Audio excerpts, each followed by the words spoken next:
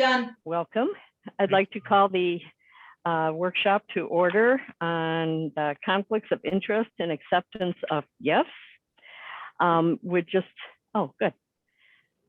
Someone is going to put that up so that we've got the agenda, and I'll just start out with a couple of comments. As we all know, the Compliance and Ethics Office is a relatively new addition to the County Manager's Office, having been launched in October of 2019 with the hiring of Chief Compliance and Ethics Officer Deanna Pesek. The Compliance and Ethics Office is partnering with the County Attorney's Office to provide elected officials and public officers with a basic review of regulations regarding conflicts of interest and the acceptance of gifts. And so at this time, we're going to be updated on these regulations, and we will be on a regular basis or whenever regulations change, which does happen every so often. So we have both Deanna Pesek and Sam Clark on the call here. And I think what I will do, I am trying to figure out who I'm supposed to turn it over to. Me. Deanna, okay. And the me is Deanna. So if we could go ahead and do that. Oh, and the workshop agenda is right in front of us. I should have just looked at that. All right. Anyhow, it is with great pleasure that I do turn it over to Deanna Pesek. Hopefully I'm saying that right. I think I am. But you can correct me if I'm not. So that we can get our first update on this, and looking forward to others as well as we go along. Deanna. Thank you, Chair Reinhardt. I believe that's the correct honorarium, and commissioners. Yes, we've been planning this workshop for a while, and we're excited to bring it to you now. I hope this will be the first of many awareness building sessions with compliance. And we put together these slides with the assistance of legal. Sam Clark is new to the county, and he's the new head of the civil division of Ramsey County Attorney's Office. And we're thrilled to have him. And the Compliance and Ethics Office, as you said, has been in place since October 2019. And we evaluate legal compliance and ethics issues. We also promote compliance with federal, state, and local regulations. And to set expectations, this workshop on conflicts of interest will not cover every possible aspect of conflicts. What we want to do is give you a sense of the rules and some examples of how these rules apply in real life. And if you leave this workshop with anything, I would hope it would be this, that if at any time you think you have a conflict or a potential conflict, that you let compliance know. And you don't have to verify or investigate it. Just bring it to compliance. And this comes up most often. The thing that comes up most often in compliance is a failure to disclose. And these are often minor issues that result in major consequences and negative media exposure, but could have been resolved or at the very least mitigated if they'd been disclosed in a timely manner. And acceptance of gifts, we'll receive a high-level overview from legal with a deeper dive at a later workshop. And of course, if any of you want a one-on-one discussion, legal's happy to provide that as well. And on that note, I'll turn it over to Sam Clark, who'll present, and we'll share in answering questions as appropriate. Sam? Thanks, Deanna. Thank you. So there we go. I'm both the slide advancer and the presenter today, so please forgiveness ahead of time. And Deanna got us started off pretty well here, but I want to start by thanking you all for holding the workshop. It's my understanding that it hasn't necessarily been a regular occurrence, and it's our fervent hope that it becomes at least an annual check-in with plenty of specific, we'll get into the weeds maybe toward the end, but the general principles here, we just wanted to lay them out and really get the ball rolling. I should also thank Jolie Wood, who I understand is on vacation, but she really helped keep us scatterbrained attorneys on task and on time for this. So just to start here at the top, we wanted to keep things at a high level today. I'm going to do my best to avoid legal jargon and citations to specific statutes, but rest assured that everything I'm saying today is generally grounded in law and some body of law. I'll try to be clear where it's found. We can certainly follow up with all the specifics for anyone who really wants to dive deep. But really, I think one big takeaway I hope you all have is that while specific applications of some of these concepts can get really tricky and weird, and it's not a coincidence that in the legal world, lawyers, there are ethics lawyers, their entire practice is to advise lawyers on ethics, and these questions get so tricky because of the facts involved. But the principles, the general principles, I hope by the end of this aren't so complicated for you all. But I'll also say in full disclosure up front that one of the reasons I'm trying to stay big picture is that there isn't one single statute or area to look at when you're talking about the law of conflicts of interest and gifts and ethics. So like at any given time, we can be talking about a state statute, common law, which generally, it's court created law, the charter, the admin code, admin policy, best practices from the compliance world. And, I would obviously heavily defer to Deanna on that. Like I said, they're often really fact-dependent questions. So that's another thing I'm going to try to avoid giving you guys the "it depends" lawyer answer today. But I can't overpromise on that. If you're going to drag me into the weeds on hypotheticals, chances are you're going to hear an "it depends" from me today. But hopefully we can figure out what it depends on. And really another point I just wanted to be clear about upfront is, something that isn't clearly illegal or doesn't clearly violate a statute that I mentioned, it might still be inadvisable. It might still be a violation of the county's code of ethics, which actually lives in Chapter 9 of our admin code.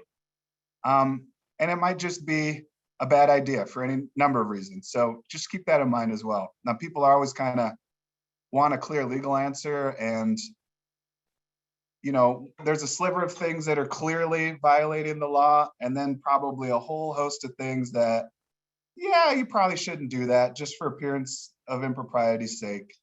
And really, we'll talk about the consequences too of potential violations, but just to maybe catch everyone's attention, a violation of the conflict of interest statute, that what I'll call the Coke classic of the conflict interest statute, it's actually a gross misdemeanor. So it's punishable up to a year in jail and up to a $3,000 fine. So with all of that out of the way, we're going to lay some basics. Hopefully we won't bore you to tears. And hopefully, you'll understand really quickly what the framework is here and why it exists. So what is a conflict of interest? We could spend hours and hours talking about this. We're not going to, I guarantee that. I think of this in terms of two paths, like I said. So I'm kind of going to try to order it or walk us through, kind of a decision tree. Whenever you're reaching out to the attorneys or to Deanna's team, this is what we're going to be thinking about when we're trying to answer your question. But again, please don't try to ever answer a question on your own. I cannot stress that enough. So when we're talking about conflicts of interest, you can have the non-legal version and the legal version. I'm going to try to stick to the legal to start with, but we can branch it out as need be. Legally, there's two big categories of conflicts. There's conflicts of interest involving contracts, government contracts, and then there's the non-contract cases. Personally, I would say, just from a standpoint of like a lawyer being able to give you a clear answer, when we're talking about contracts, it's a lot more clear. It's clearly stated in various parts of state law.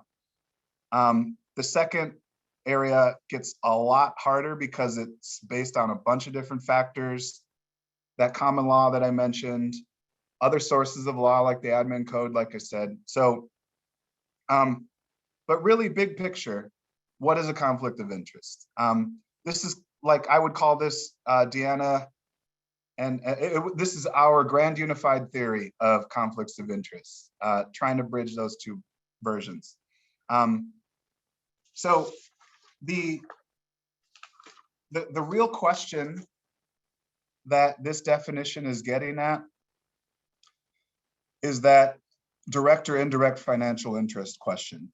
You can also think of that in terms of having influence well,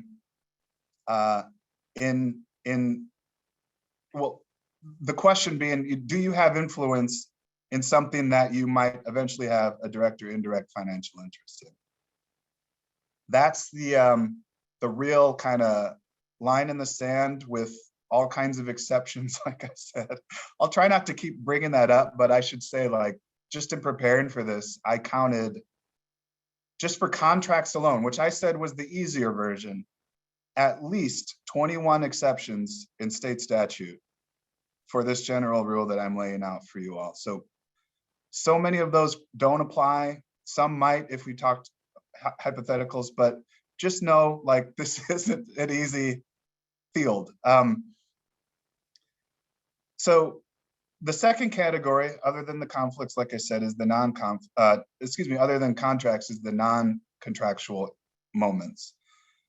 I think a very easy one to keep in your mind for an example of that are situations where you're serving as the judge in your own case, or where there's a business interest that might not necessarily, you don't have a personal financial interest in, or even certain kinds of family connections that don't clearly fall into the statutory definitions involved. That's where you're starting to bump up, like we said, where appearances, something that's not clearly illegal is still probably worthy of examination under these conflict of interest laws. The factors for the non-contract moments, I'm just going to list them off for you so you can get a sense, but it's the nature of the decision, nature of the financial interest, number of interested officials, the need for an interested official to make the decision, and an opportunity for review, like, for example, another body, administrative body, or a court. So here again, I go falling into the weeds. The bright line I just want you to stick in your heads today is the concept of having direct or indirect financial interest in the outcome of a vote or a decision, which still, I think, raises a bunch of questions about who that applies to and what is a direct or indirect financial interest. So who does this apply to? Who does the state statute apply to that I referenced? Here's another general principle for you.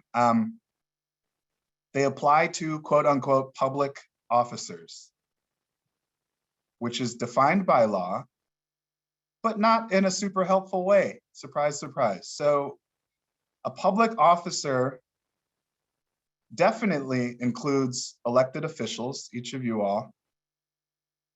It also probably includes any appointed, we have the definition here, probably, 99th percentile includes anyone who has that influence. Again, it's that question of who has influence over the decision-making process. And I say probably though, because it is possible, at the risk of negating everything I just said, you know, drawing back the curtain so you can see what lawyers look at. It is possible to read the statute to apply only to officers who enter into contracts on behalf of the county. No one reads it that way in practice. I don't think we should. We don't as a county. In fact, I referenced the admin code. It lists the same definition. I think it's easiest and it's cleanest to define the phrase to include, at the very least, everyone listed here who has that kind of influence or policy making ability. But here again, the rubber hits the road. So where, when, and how do opportunities to influence arise? That concept is a tricky one, actually, because there's actually a case I found and prepared for this where a former city council member could not be, let me just make sure I'm getting this right, could not be a subcontractor on a municipal hospital contract where he was a council member when the prime contract was awarded. So he's a former council member, was a council member when the contract was created, couldn't then enter into that contract as a subcontractor with the city. So it really kind of, this conflict question does follow, like, where and when does the influence happen, not just who the person is. Which leads to the question of what is a financial interest? This doesn't just cover direct financial interests, which might be the more obvious of the two. It also covers indirect financial interests, such that it benefits the official. If it benefits the official, we have a list here, the official spouse or dependents, any person who lives with that official, or anyone who employs the official. It probably, likely, let's just say certainly, falls into the bucket of financial interests covered by the statute I referenced. But just like that previous slide, this is a list of people who are clearly covered by the statute. The difficult questions, I think, and we raised it last week and thinking through it, we had a fair question from someone who was reviewing this. You know, what if there's some other close relationship, or like a family member who doesn't live with you or is an independent, or a partner who lives with you but maintains like separate financial accounts? Those are very good examples, yet again, if you're catching my theme, of cases where I would highly recommend reaching out to the county attorney's office or to Deanna's team to talk through the specifics.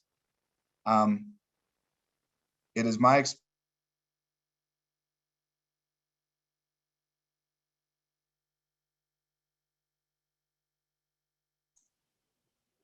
I think we lost Sam, or he's frozen. Can you hear me okay? Okay. So I think, and we'll give him some time to get back, but I think, again, what he was going to say is this would be an instance where, although not illegal or strictly prohibited, it would be, you know, ill-advised to proceed with the financial arrangement. And so I'm going to just give him a minute here. Uh-oh. Oh, so I think we lost the slide with Sam. Okay, and it kicked me out. So we've got everyone except Sam back, right? I think so. And So- Ryan, I don't know, we don't have Ryan here, I don't think, Oh. but yeah. No, we lost Ryan too. Let me just give it about 2 minutes because our presentation's quite short. But I think, you know, one of the things that Sam was saying is that, and that I strongly recommend in most of these situations is, I mean, I come from private industry where we're not strictly concerned with the law so much as putting together a policy that is both a best practice and provide or helps to bolster confidence in leadership, right? So if it would be any instance that would undermine the confidence of the integrity of the leadership of the company would be ill-advised to move forward. So although our admin codes are under review as well internally, so that will be something that we're looking to get more clarity around in terms of how we instruct employees and how we look at those things. But for today and for this workshop concerning the deputy county managers and, oh, I believe that's Sam, sorry.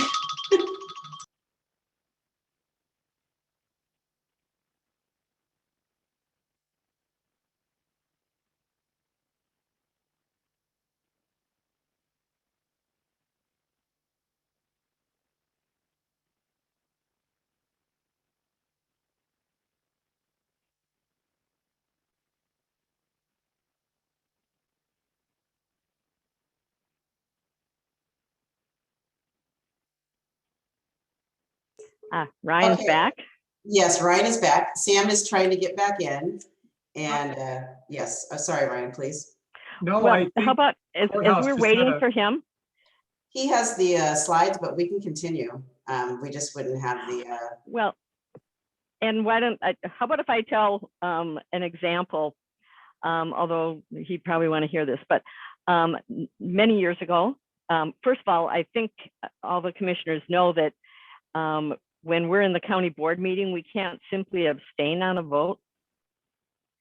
You don't have to vote if you're not in the room, but you cannot just simply abstain on a vote. And so there was a situation where there was a vote that was coming up. It was a contract for a surveyor. My ex-husband had applied and wasn't awarded it. I didn't know anything about it until it was on our agenda. And so I contacted the county attorney's office and said, well, you know, there isn't a direct financial interest except for child support, but that's not directly tied to this. And went back and forth because I said, I want to abstain. And so the county attorney's office did a fantastic job of giving me what I needed to do so that I could abstain, because you can abstain, but you have to say why. And usually in that case, it was a perceived conflict of interest. And so I was able to abstain, but it was, as Sam had said, it wasn't something that was just cut and dry. You know, where does this go? But trying to protect the county, trying to protect the integrity of our contracting system, we made sure that we followed all the rules. So it's an example of how it seems pretty straightforward when you first look at it, but then there are things that come up and you go, what do I do there? But in case you didn't know, maybe the newer commissioners didn't know, but you have to vote. You can't just simply abstain for no reason. yes. At least that's what I was told at the time. So that's a very good example. And so I would say that anytime you have any instance of a relationship, someone involved in a relationship with you, whether it be former, current, family, etc., Yep. that you raise the issue, you disclose it. The reason that we point you toward, you know, compliance is the county attorney's office is there as your advisors, etc. The compliance office is a sort of a neutral third party. I mean, as much as possible internally, that looks at things not as an advisor or an advisory role or an advocate, but as you know, purely independent third party to review these things and to document them, because documentation is also crucial when it comes to a lot of these issues that blow up. They blow up because of the lack of disclosure. They blow up because people tend to cherry pick who they go to for advice so that they can get the advice they're looking for.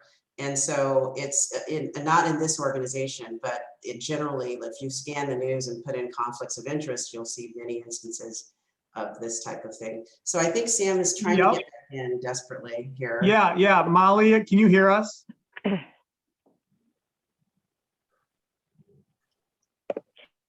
So anyhow, as he's coming back in, the moral of that story is the county attorney's office knows this stuff, and you ask them and they'll tell you how to, what falls into what category and how to deal with it.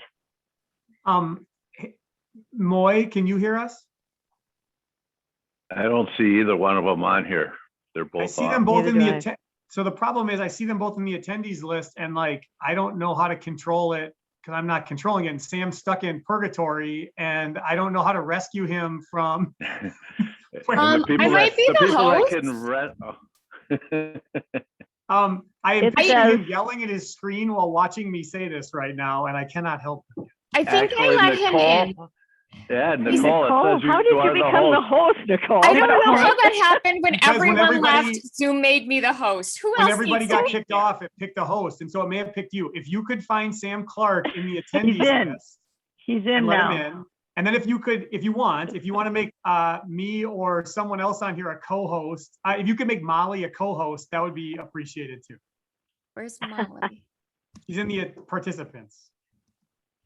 Thank you, Sam. So you can jump in and either piggyback or clear up anything that I've just said.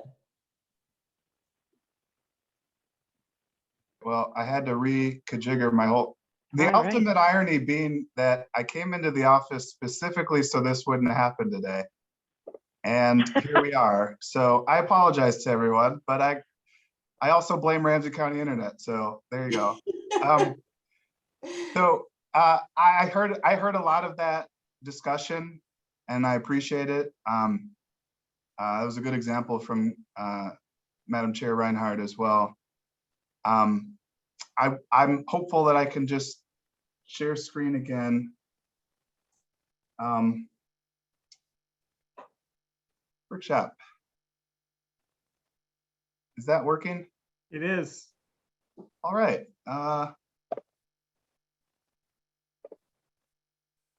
Whoa, we can still just see the slideshow? Yep. Yes, Yep. You're good. now it's the way it's supposed to be, where we left off. Okay. Well, wow, that was my flop sweat aside, that was really a harrowing 5 minutes for me. So, Okay, I better put myself on mute so I'm not. all right, everyone. I have a different setup now, so I'm trying to. I guess this is the camera right here. Okay. Whew. So, really, I think just the sum of this financial bit is a financial interest doesn't just include a financial gain. It can include avoiding a financial loss. It doesn't just include yourself, it can include others. And you know, this list here, I kind of view that as like straight out of the 20th century. I mean, I guess the law has started to pick up with, you know, any person who lives with the official. But, you know, the idea here still with things like spouse and dependents is that, you know, the financial commingling in your, shall we say, heteronormative 20th century nuclear family ideal, the law would assume that a benefit to one's spouse also benefits the individual indirectly. So we were just going through examples I heard. Deanna, did you get to this example? No, I did not. It's all Okay. yours. So let's apply some of these general principles.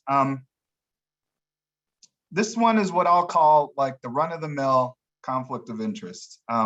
It's a conflict for you as board members to vote on a contract with a company in which you are a partner or a major shareholder. So let's run through the framework I just talked about. first question, is a county contract involved? Yes. The second question is whether a public officer is involved. In this case, in my example, I made it a commissioner, so yes. And then the third is whether that public officer, the commissioner, would benefit financially from the outcome. Again, the answer is clearly yes. This is like an obvious, clearly running afoul of the state statute that is probably more than 100 years old, example of a conflict of interest. Example one. As we move along though, they're just going to start moving away. So example two, I think this starts to get toward the concept of an indirect financial benefit. So here the hypothetical is a county official or public officer voting on a county contract with a company that will compensate that official out of the proceeds of the contract. That one, it's not as obvious that it will directly, it's not the interest is like a bank shot almost, but that's the indirect concept. And example three. Sam, Yeah. can we go back to example number 2? Yeah. Okay, because this is talking about a company that will compensate that official or public officer out of the proceeds of the contract. Yeah. And I can tell you that I also had a county attorney's opinion when I was working as a county commissioner, but also had, I worked for the state of Minnesota. And there was contracts with the state of Minnesota for environmental, it was the environmental Office of Environmental Assistance at the time. And a lot of work. And again, the county attorney's office really, I know that you take this all very seriously, and as do the county officials, but because it was not compensating me directly out of the contract, the money that was coming to the county, that was actually more of the deal here, was the money coming to the county, or money that went back into the state for any reason. So it's not just a company, it can be, I guess I will ask you how that works as far as paying from the compensating the official or public officer out of the proceeds of the contract can be very broad. Yeah, so that this gets to question the employer. So and there's a whole other, like I said, there's all kinds of tentacles here, but there's a whole other body of law of what are compatible offices to hold, for example, as well, for you all as county commissioners. But in the example you just mentioned, Commissioner Reinhardt, you completely picked up on the thing. The question is like the proceeds of the contract. There's another example that's, I think, in a Minnesota Attorney General opinion. If you're, I think it was a council member in this example, and so many of these examples oftentimes deal with council members and part-time employment. But I think a council member was employed by a nonprofit that applied for a grant, and appropriately abstained from the vote, and the grant was awarded. But the question was, the indirect benefit, and the Attorney General sort of blessed that arrangement because the proceeds weren't directly, I was going to say directly, indirectly, but it wasn't a clear, bank shot into the pockets of the council member. If it's sort of helping the bottom line of the organization, that's where you start to have to do some more rigorous analysis. But the question here in this example, to your point, is specifically about the proceeds of the specific contract. Yeah. And I'm sure I'm not the only commissioner who's had issues or has raised questions about conflicts. So I don't want you to think that I'm just this conflicted person here. Hey, well, But, it's better to check. it is. I was going to say, I hope that more people do. If you're not the only one, that's the right thing. Okay, thank you. I just want to bring up, if I could, Madam Chair, something Go ahead. not directly related to this, but I know when I first got elected, you worried that if you were on a board, like a nonprofit board, and, we were giving a contract to that nonprofit board, and I'll just say Northeast Youth and Family Services that many of us were serving on. And, it was clear, they said, if you don't directly benefit, you need to still vote on this. And so any board, any nonprofit board that we're on that benefits, we are allowed and should be voting on all of those contracts. We don't personally benefit from any of those contracts. Is that correct? Ah, boy, here's another it depends Yeah. question. So that's a really good example of one that the specifics are going to matter a whole heck of a lot. And I'm not even going to attempt to give you a general answer in this format, but nonprofits start to get tricky, where there's grants and money flowing through. I will say here's one clear thing I can give you. Disclosure is absolutely required. Whether you abstain from the vote, I think will depend on a few factors. But maybe I'll even open to Deanna to ask like what the best practice might be in her world. But I think that's something that we would have to talk about if it comes up. And, like I listed those factors earlier, the question was like sort of how many people have an interest, what's the interest, whether your vote is needed, for example, those kinds of things. Yeah, Sam, and again, I along with what Sam has been saying, these instances can't be, we can't give definitive answers here in this forum, but I believe that there are a few instances of these types of situations in the code that require disclosure to the board, to the chair, to a percentage of the board members, and then some sort of approval of your participation. But again, I can't say specifically in this circumstance. It's very fact dependent, and so we have to be careful about giving direction on specifics in this type of forum.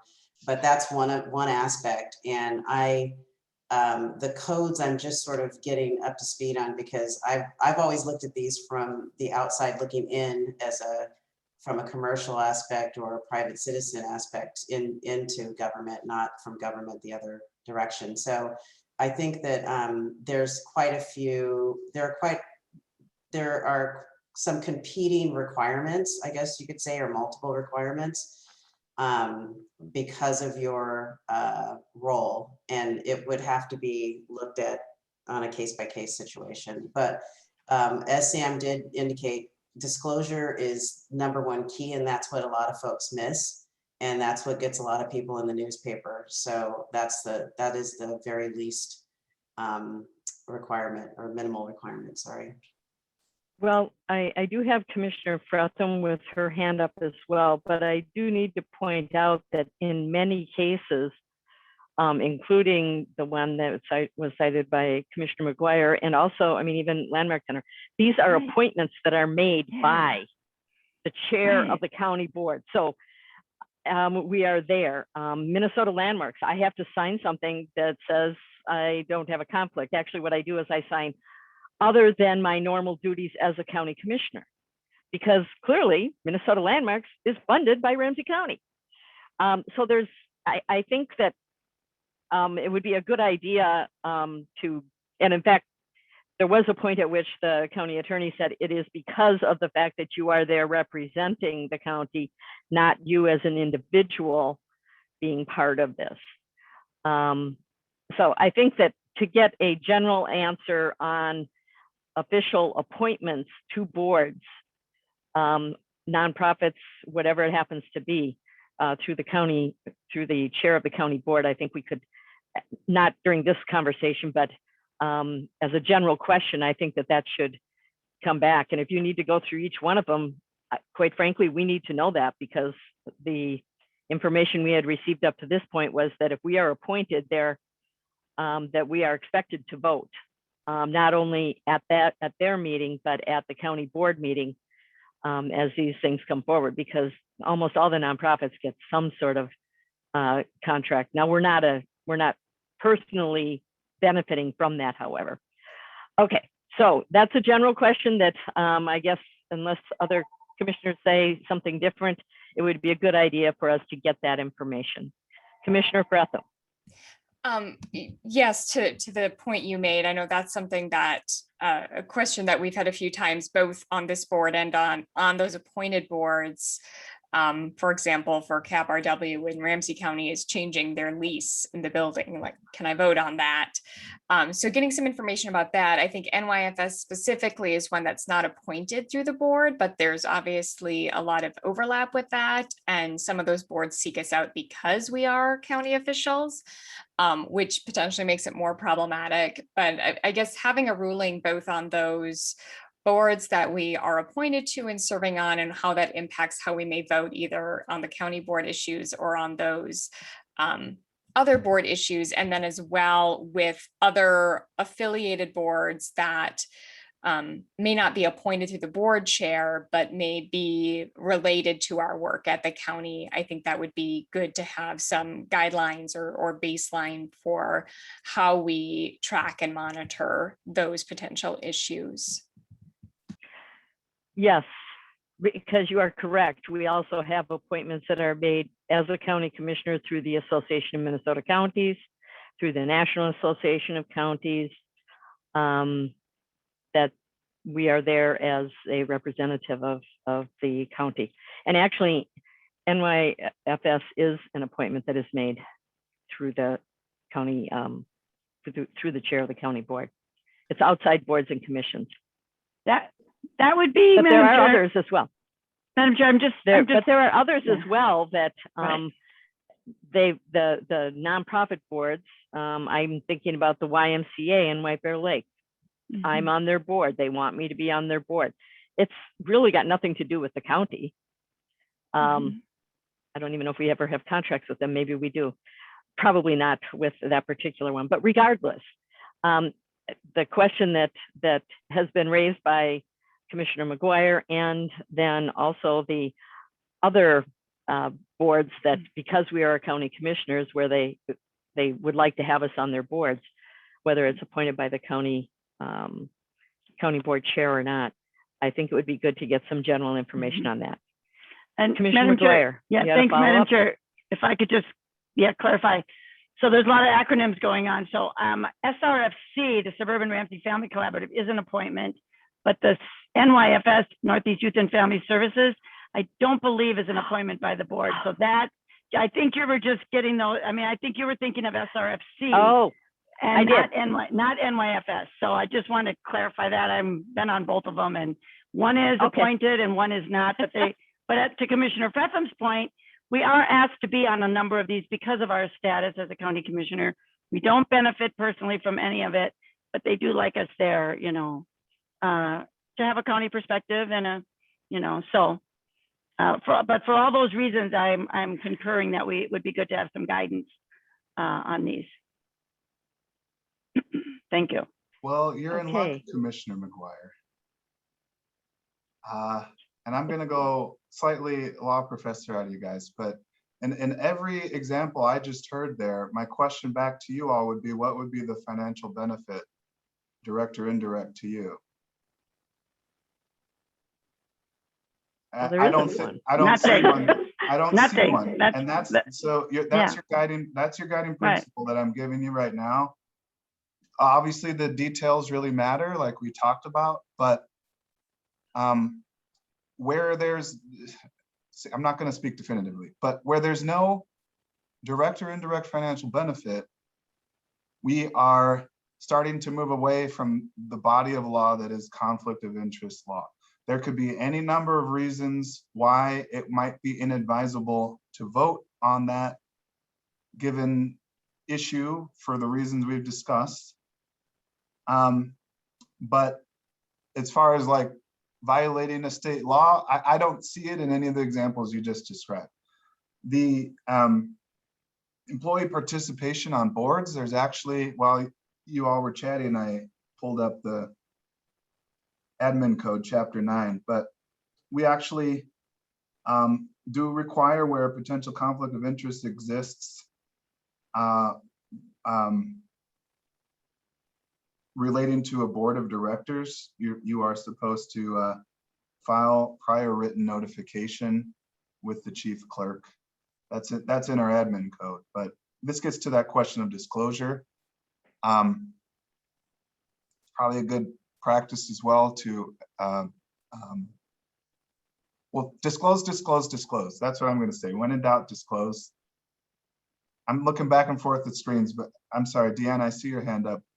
Yeah, so I think for this whole discussion, I think it just would be beneficial if Sam and I circled back with each other.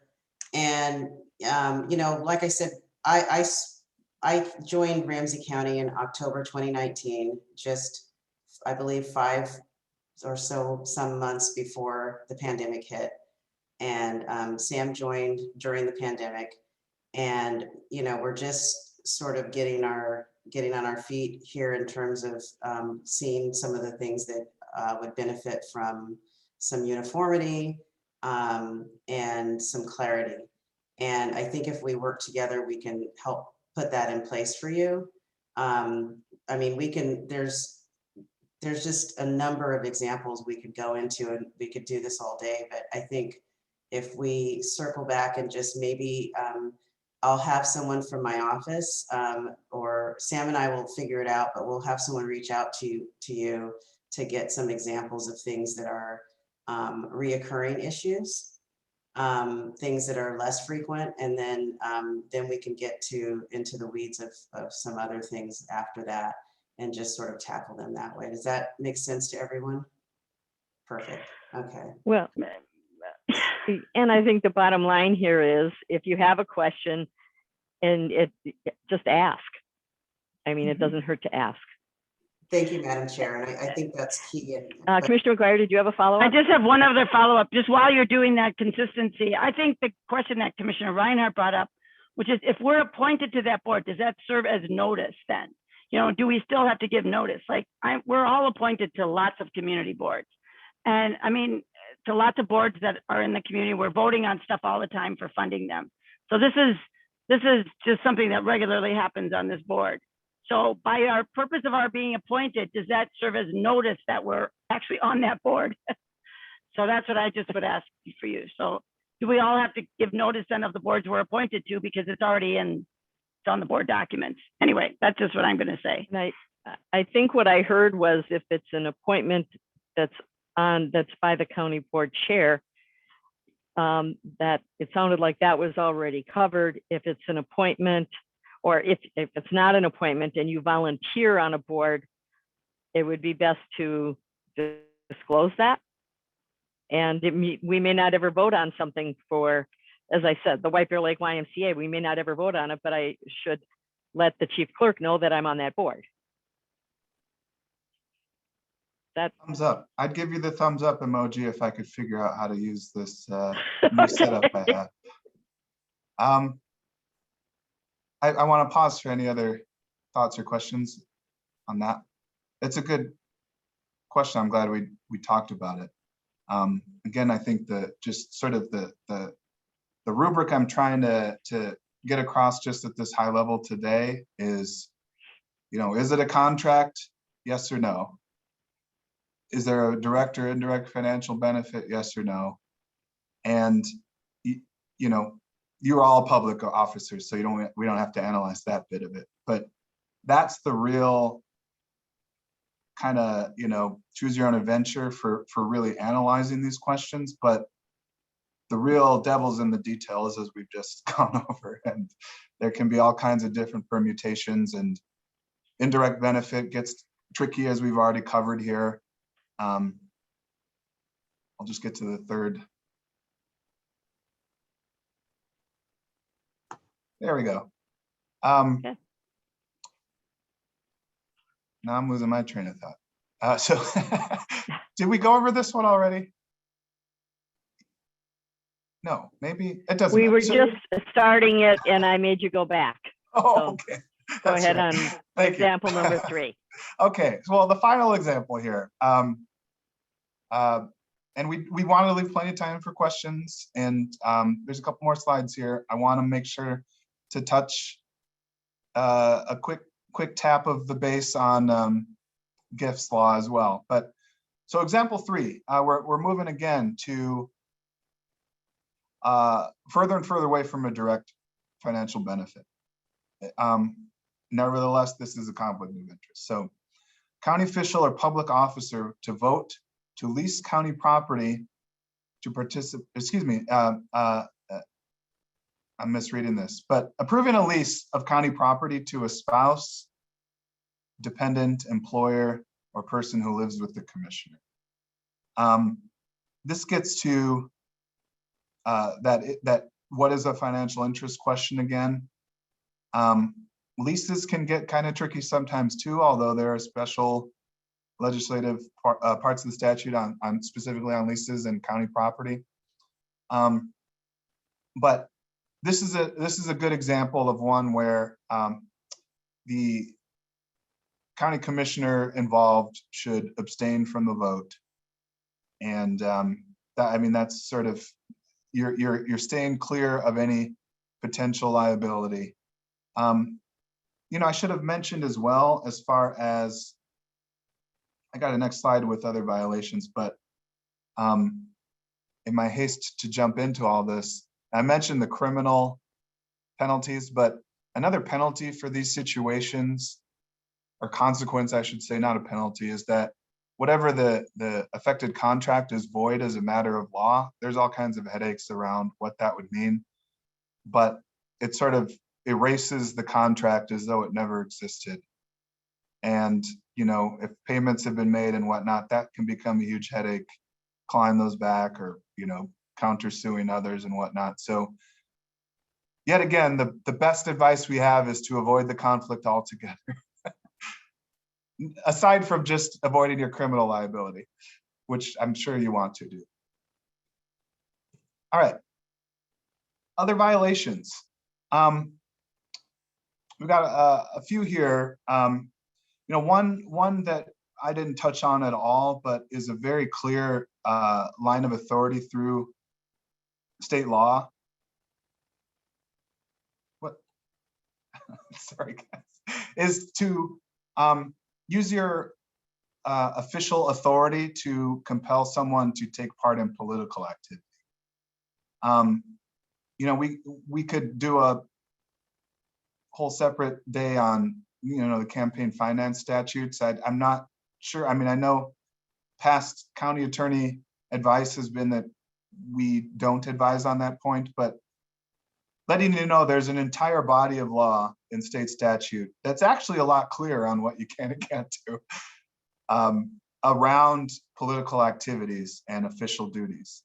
But I know many of you are well versed in this, but just consider it to be a real bright line between what you're doing as a county commissioner and what you're doing as a candidate for county commissioner. It's another violation of our conflict laws to threaten to use your political influence to secure an advantage for friends or relatives in employment. You know, essentially, think of this as kind of the nepotism rule, but you know, you know, if I saw a bunch of Frethams showing up in county employment, that'd be a red flag to me for potential violations of conflict of interest law. And child labor laws, I would point out. Yes. So. Fair.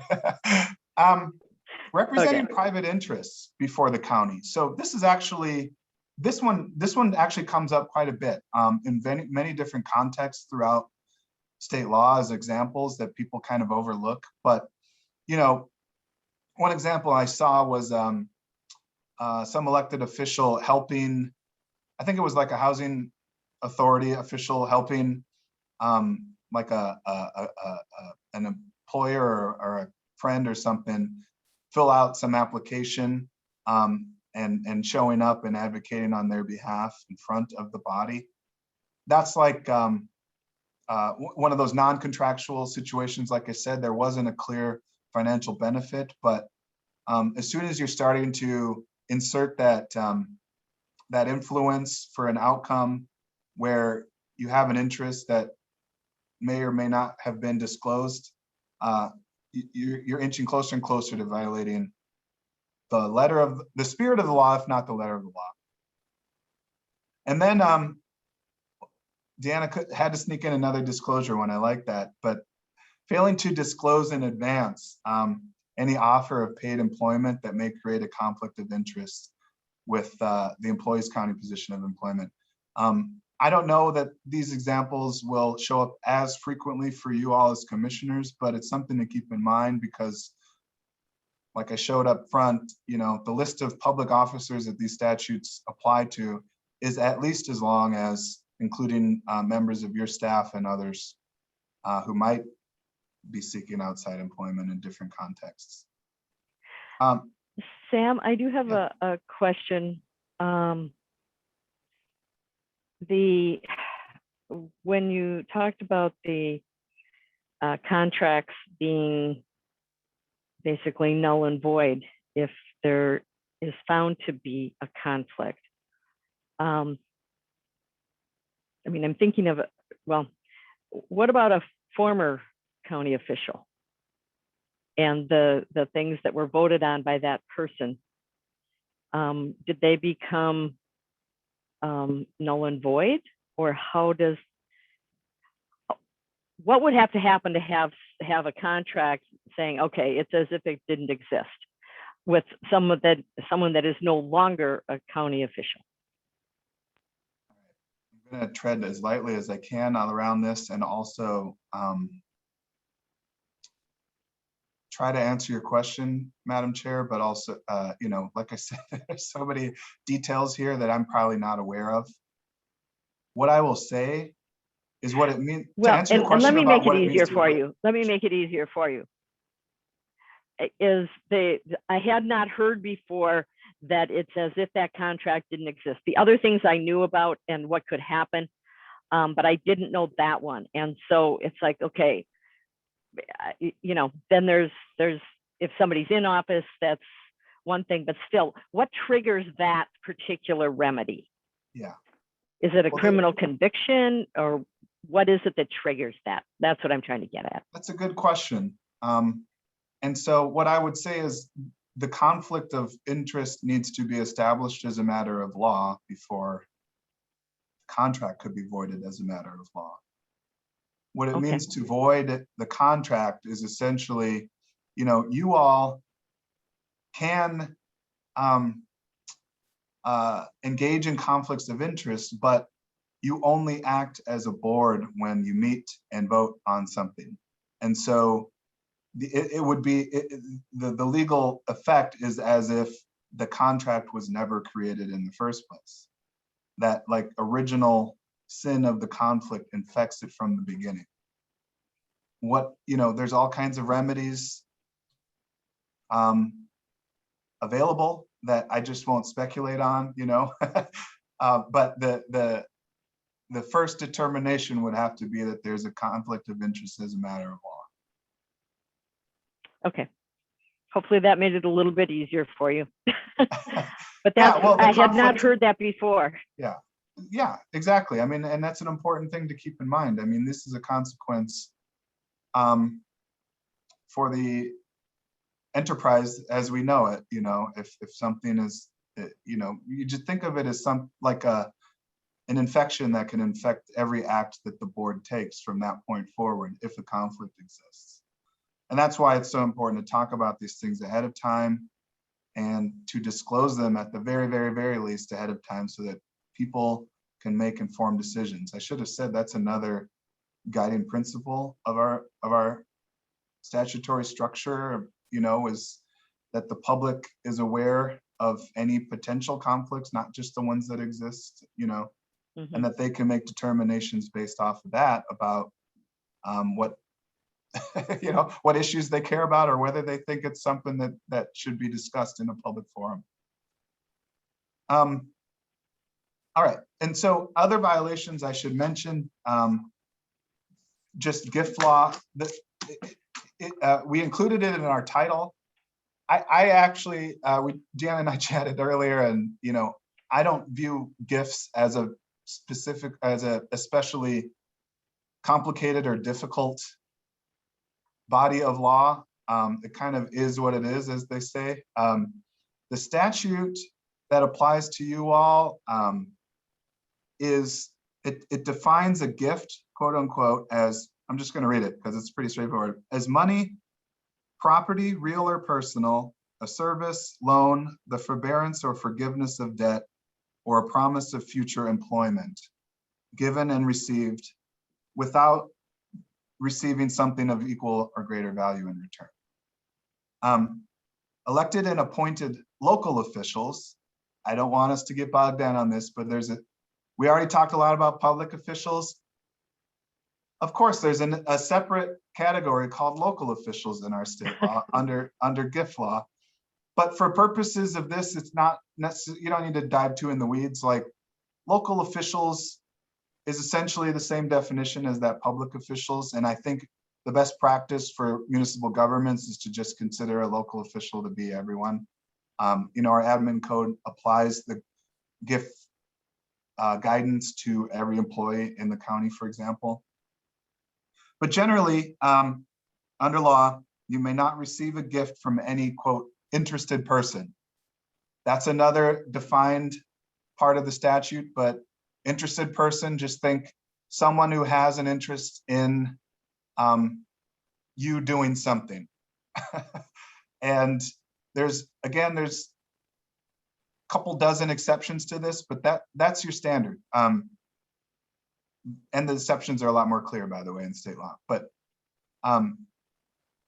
our code of ethics as a county in the admin code essentially can't receive a gift from an interested person. An obvious one, interested person is a lobbyist, for example, but it doesn't have to be a lobbyist. It can be, you know, I really want Commissioner Fretham to vote yay on something, and I'm getting her, you know, a big bag of coffee beans. You know, if that is a gift from an interested person. I think that Commissioner Fretham is going to feel a little put upon here since you keep using her as an example. Commissioner is the first one under my face when I look over at the little. It's the only reaction I can see, really, of all of you. So I'm just taking what I can get. Well, she's almost an attorney, so she'll probably understand it better than anyone. Yeah, but so the gift law, again, you know, when in doubt, if it feels wrong, I've always taken the rule of thumb, like, you know, getting into the weeds about whether it is or isn't, just, you know, just say no when in doubt. And, you know, if it feels wrong, it probably is. How about that? For gifts. But there are clear answers. They're clear. It's a lot easier for us, for Deanna and myself, for our teams of folks working with us to give you a more clear answer. You just sort of follow the statute, see if any of the exceptions apply. If they don't, it's a gift and you can't accept it. All right. I would like to point out that there are, when you talk about something of equal or some value that they received, because I do know that there are a number of places where when you are a panel member or you make a presentation, that if you're on a panel, for example, and it's a breakfast is included, okay, because you're speaking, that's considered the breakfast that you're eating is not considered a gift because you are there for the purpose of presenting at this breakfast. Correct. In fact, Commissioner Reinhardt, that is one of the very specific examples in state statute. If you are there to speak, it's clearly an exception to the gift law. Okay. Yes, and I can say, Chair Reinhardt, that as someone who earned their keep on the other side of providing these things to people, it was specific, unless we are providing you with a gourmet breakfast and everyone else is getting, you know, the hotel special, then it's it's fine. Well, and that's Well, I correct. just know, like, things like at the Rotary and stuff, they will, I think the White Bear Rotary often will give like a little white bear porcelain thing. But that's what they give to everyone that speaks. So anyway. So another oh, I'm sorry. I see Commissioner McGuire's hand is up. Madam Chair, thank you, Madam Chair. I've lived a little Go ahead. bit under all these rules as a legislator. So of course, with that great rule where you had to speak, they had to let all legislators at the event speak so they could all get a free breakfast. Regardless of whether you were on the panel, you all had to say something. So that was fine. That took a long time for that meeting, but that was what happened.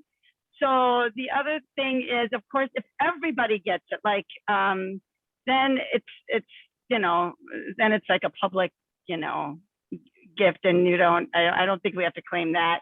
I had a question, and this is going to follow in that exception, I believe, that we all get invited to fundraisers, you know, where you get a free meal. I mean, you maybe get a breakfast and then they ask you to donate. And that would be the same kind of thing, because everybody's getting it when you come. So I'm just saying that was one of my impressions, that would be exceptions to having to disclose these rules. So if I'm wrong, let me know. Now, something tells me we are allowed to give No, money, I'm our kidding. own money. We are Go allowed ahead. to give our own money, right? And we can have breakfast for it too. I mean, if So- everybody's getting breakfast. Right. So the exception that I think you're referring to, Commissioner McGuire, again, it's in statute. I was alluding to them, but we've already hit on two ones that probably pop up more frequently than not. But if you're a member of a group, the majority of that group can't be other members of your body. You can't just show up with me and Deanna and call it a. But if you're a member of a group, and the equivalent or the same thing is given to every member of that group, you're good. Okay. All right. Yeah. Commissioner McGuire, did you have a follow-up? I can see where that could be. You have to almost John? identify the size. You have to identify the size of the group, I guess, because you're right. People could find turnaround, or, you know, workarounds on that. But I think generally, right, if everybody gets it, you're able to get it. So, okay, thanks. Okay, thank you. Commissioner Matis Castillo. Yes, thank you, Madam Chair. And Sam, I hope you know that all these questions are because no one wants to do anything wrong. And so we're asking questions because we don't want to mess up. I think everyone here wants to follow the law, as murky as it is. My question is, so you have said now and to disclose and abstain. What is the mechanism that is the right way to disclose? Do we just say it? Do we tell someone? Do we do it in writing? Is there a form we're supposed to fill out? I know I put it in writing. Yeah, so I think I am almost certain that we, being the county attorney's office, have given guidance on this. But I think another part of this workshop today was alongside Deanna, for her to introduce her office and its capabilities and responsibilities to you all. And so that's me kind of filibustering while Deanna goes off of mute to answer your question, Commissioner. Great question, Commissioner. And so we informally accept the disclosures at this point. We are working on putting a more formal structure in place. Because, you know, this would be something that we need to manage throughout the county. But right now, there are commissioners that contact me, and we, you know, review it and give an assessment and share with the attorney's office, and they can, either agree or disagree. We haven't had any disagreements thus far, so that's good. I think the important part of that whole sort of process, in finger quotations, is to ensure that we are documenting and leaving an audit trail for these issues. And you, of course, as the chair of the audit committee, understand this better than most.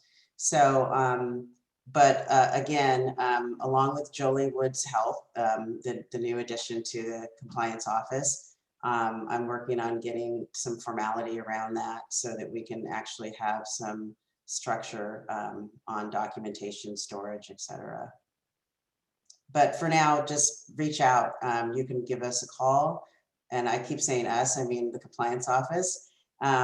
Give us a call, shoot an email. I'll probably circle back for details and then sort of, process it, not getting too much in the weeds, but just making sure that we understand what's involved and what the authority is over it. And maybe, like Sam and the training or the deck keeps saying, it's not about what's necessarily legal sometimes, but what's advisable, and sometimes it's just ill-advised. And we'll say that as well.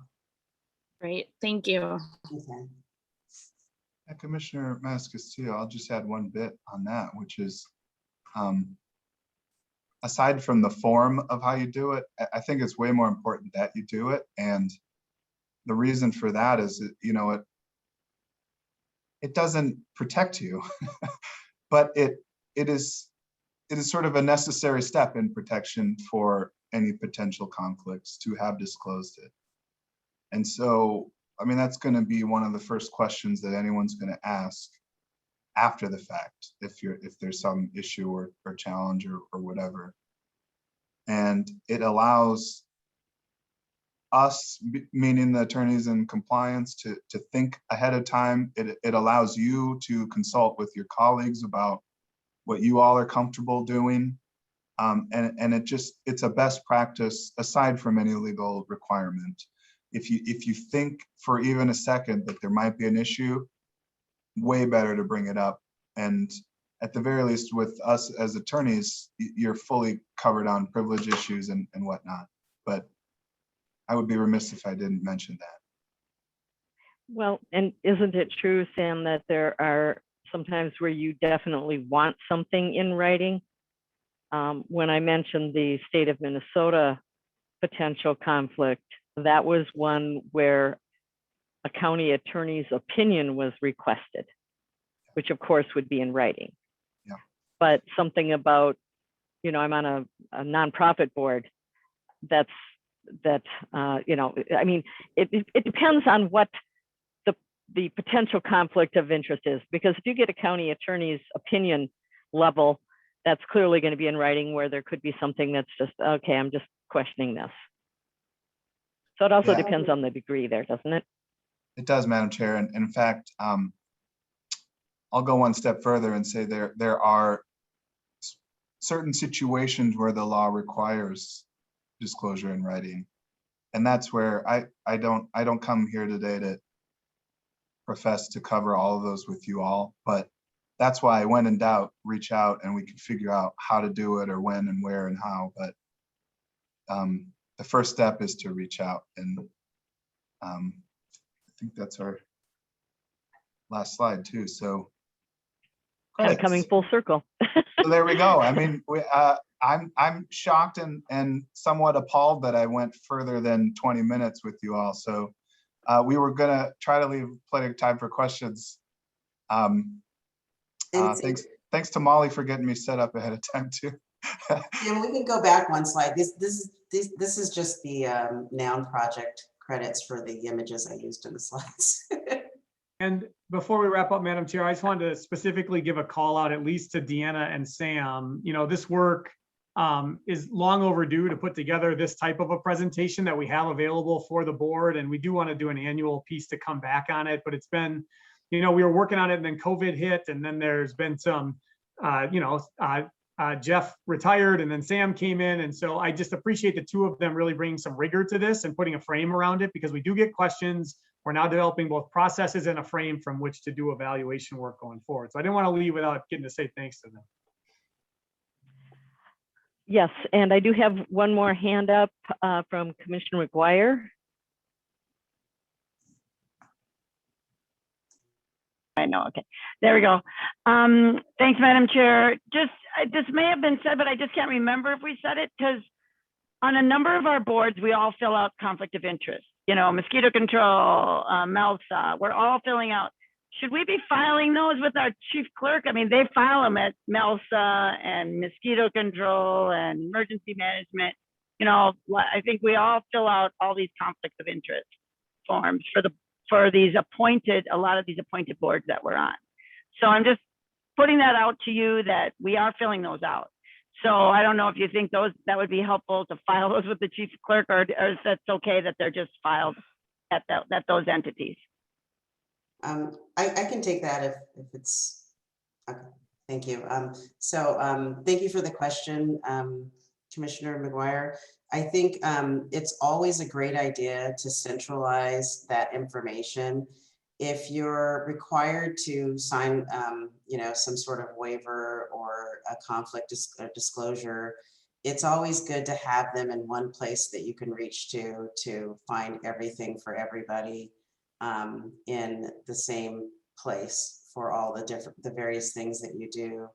Like I said, we are working on getting some support, some technology around how to manage these these processes, along with a few other processes. Once we have that in place, we would include that information. For instance, with audit right now, if we have auditors come from all over various agencies, state and federal, and they're all over the county auditing various aspects of the county, but we don't have one centralized place to put them. So that would be another instance of sort of pulling together the records so that they're available and available for review. I hope that's helpful. Thank you for that. So we should maybe get in the practice of keeping copies. Usually I keep copies of everything, like way too much, but I could keep copies of all of those and have them send me a copy if I do it at their board meeting, and then I would have it in one place. So, okay.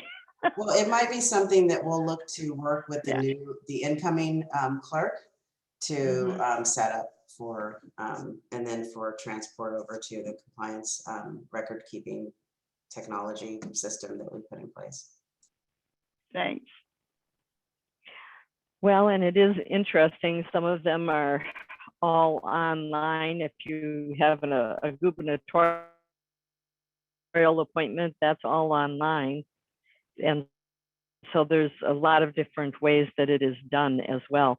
And in fact, at the Clean Water Council, at every single meeting, we have to start out by introducing ourselves, who we represent, and whether or not we have any conflicts, which is kind of hard to say no conflicts, because come on, we're human beings. We're all going to have conflicts. But, and especially when you're talking about a Clean Water Council where it's all about funding, it's kind of interesting to see that. But it is, I think, important for us to keep copies of that. And then as we move forward with the new chief clerk, we can figure out what you would like to have done with those if they go in. But I have to tell you, there are going to be a lot of them. So we will figure that one out. We will, I think. The final thought I'll have for you all is just leaving aside all of the legal points I just mentioned. There are scenarios where something looks bad and is not a violation of the law. And there are scenarios where something looks okay or doesn't seem to be a problem and is like a clear violation of the law. And so that's what makes this really tricky, to give clear answers without specific examples. And so I hope you all take this in the spirit with which we brought it to the table today. But we'll keep refining this and revisiting it for you all and responding to any questions you have. But you know, when in doubt, if it feels wrong, reach out to someone. Well, and I think that that is the bottom line, as you have said. So I would also like to say thank you to Deanna and to Sam. And this is a very complicated area that seems like it isn't on the surface. And so having the information is something that is critical. And as Commissioner Matas Castillo said, we're asking so many questions because we want to make sure we're doing it right. And you know, that is the bottom line. We're trying to make sure that we're doing everything right. And it does not hurt anything to reach out and simply ask. And so I think that that is the most important lesson that we learned here today. And so we obviously are going to look forward to updates on this. I know even attorneys, you have to do ethics CLEs. So it is something that is ever changing and you need to be refreshed on it. And so for us, for the non-attorneys, anyhow, on the board, it's going to be especially important to make sure that we're up to date on this information. So, Sam, you did a great job. Okay, so you took an hour and a half. Okay, maybe not quite that long. Anyhow, I do want to ask though one more time if there are any questions or comments from anyone else on the board. I'm not seeing any hands go up. So I will say thank you again. Great presentation. Really appreciate all the information. And if in doubt, ask. Thank you. Have a good day, everyone. Thank you. Good job. Thanks. Good job. Thanks.